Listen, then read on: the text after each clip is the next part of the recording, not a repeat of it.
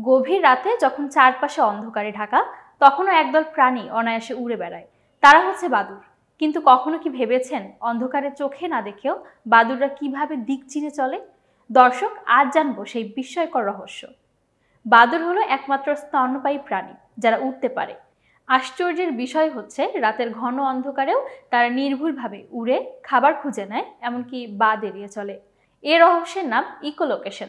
বাদুড় আসলে চোখ নয়, কানে দেখে। তার মুখ বা নাক দিয়ে খুব সূক্ষ্ম এক ধরনের শব্দ তরঙ্গ ছাড়ে। এই শব্দ কোনো বস্তুর গায়ে লেগে ফিরে আসে প্রতিধ্বনির মতো। সেই প্রতিধ্বনি শুনেই বাদুড় বুঝে নেয় সামনে কি আছে, কত দূরে আছে এবং সেটা চলমান না স্থির। অবিশ্বাস্য হলেও সত্যি, মাত্র কয়েক মিলি সেকেন্ডে বাদুড় এই প্রতিধ্বনিগুলো বিশ্লেষণ করতে পারে।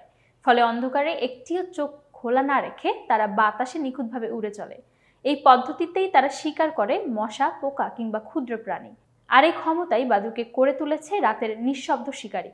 প্রকৃতির এই ইকোলোকেশন প্রক্রিয়া থেকে বিজ্ঞানীরা উদ্ভাবন করেছেন রাডার ও সোনার প্রযুক্তি, যা ব্যবহার করে জাহাজ, সাবমেরিন থেকে শুরু করে বিমান পর্যন্ত চলে। তাই বলা যায় আধুনিক বিজ্ঞানের অনেক অগ্রগতির পিছনেও আছে এই ছোট্ট প্রাণীটির বুদ্ধিমত্তা।